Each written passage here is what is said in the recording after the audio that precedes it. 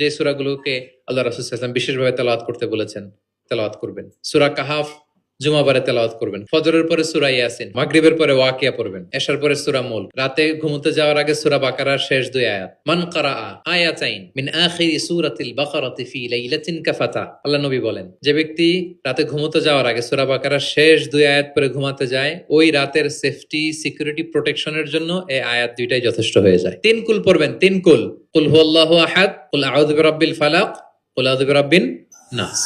3 কুল পড়বেন ফজরের পরে, মাগরিবের পরে, বিছানায় ঘুমোতে যাওয়ার আগে। আল্লাহ রাসূল সাল্লাল্লাহু আলাইহি ওয়াসাল্লাম এগুলো পরে হাত দিয়ে হাতে ফু দিতেন, লম্বা একটা ফু দিয়ে সারা শরীরে এরকম মেসেজ করতেন, মাস্তাতা, যতটুকু সম্ভব হয়।